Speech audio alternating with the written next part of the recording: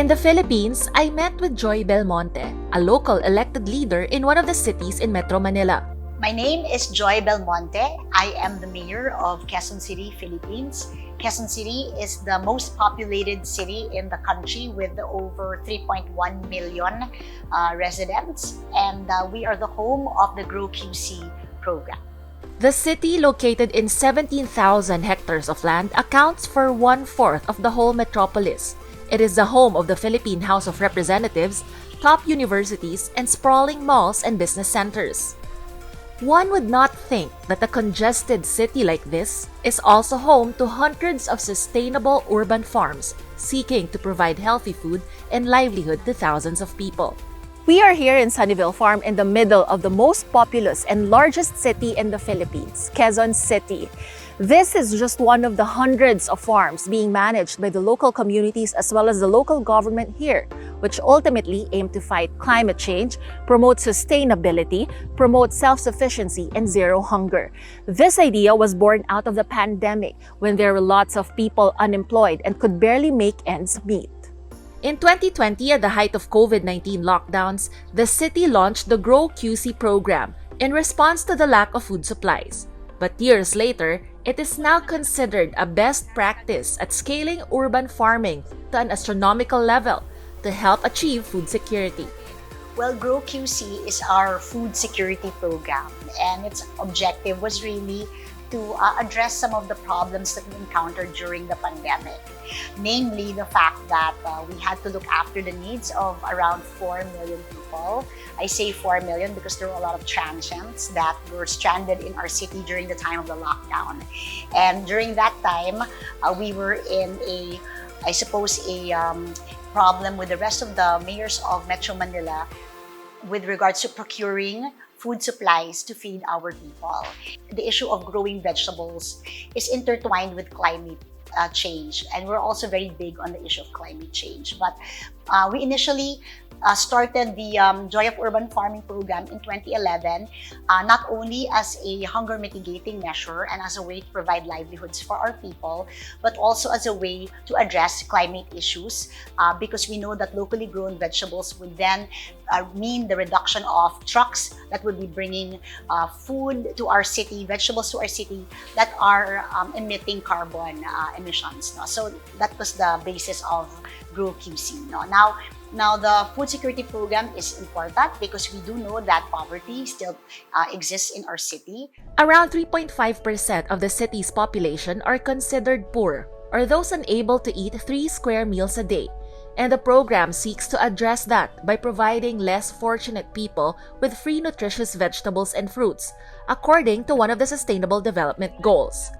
This is Sunnyvale Farm, one of the model urban farms in the city. You would not think there is a 1.2 hectare farm in this congested part of the city. But here it is, thriving with natural farming. This was transformed from a once dirty, unusable parcel of land to a productive farm. Yes, here, no chemicals are used. The system works like this. The city government looks for available land and enters into an agreement with the landowners. Then, with the help of city officials, they help set up the farms, build roads and other infrastructures, as well as train and equip volunteer farmers. These volunteer farmers harvest the crops they themselves planted. They have the option to bring the harvest home or sell to the community, or do both. The urban farms are also open to anyone who wants to obtain free vegetables, but priority is always given to senior citizens and poor families. Dito na namin inumpisahan na humanap ng mga volunteers, ayusin ito, at ngayon nakakapag-produce na siya ng pagkain. Pwera doon sa pagpoproduce na ng pagkain, meron na siyang kasamang negosyo. Kasi yung mga volunteer farmers natin, nagagawa na nila ngayon yung food preservation, yung pag-aatsara, kimchi, chili garlic.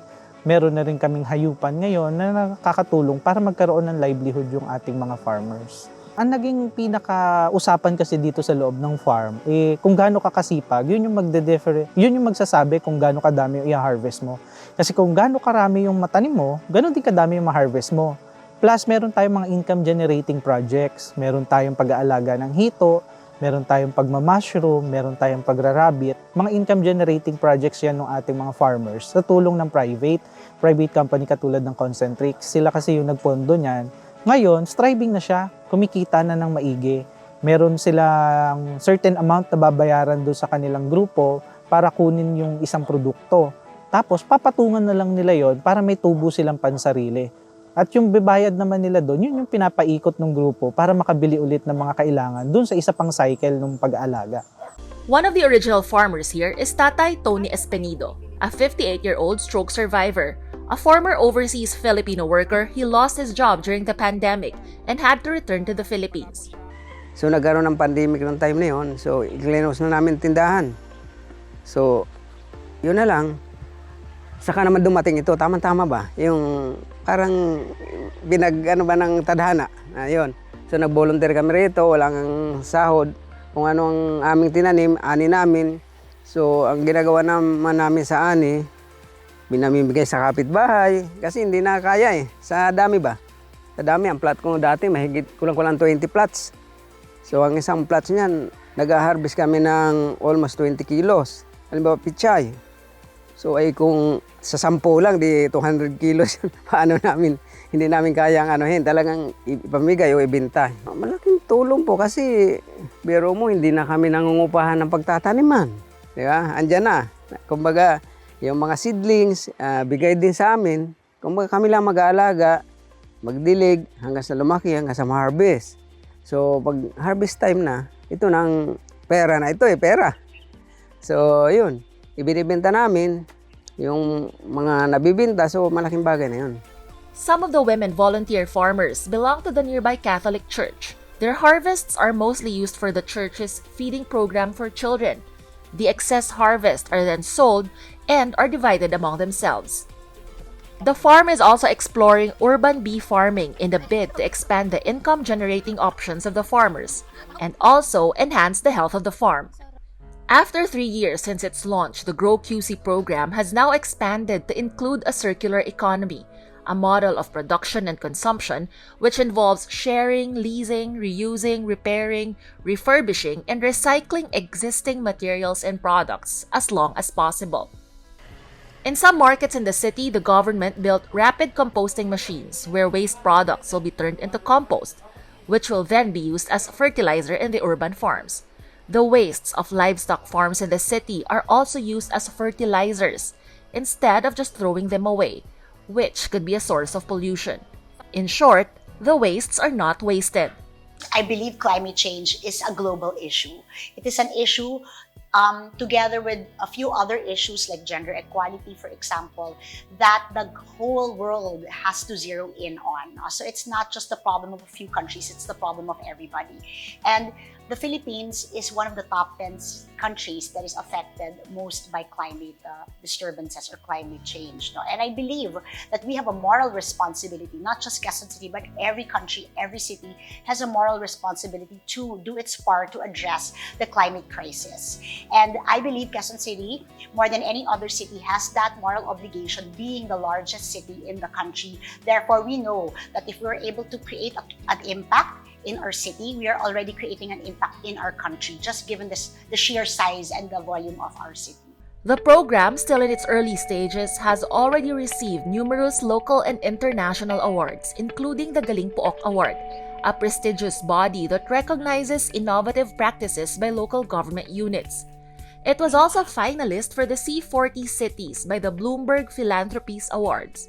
The national government, led by President Ferdinand Marcos Jr., has also acknowledged the success of Grow QC and has patterned a nationwide program after it. Instead of letting all these land in the biggest of Philippine cities go to waste, the Quezon City government has turned it into something productive, providing livelihood and healthy food to its citizens. Scalable, sustainable, and repeatable, the city is open to sharing and teaching its model of urban farming to other rapidly developing cities in Southeast Asia to help address the issue of food security.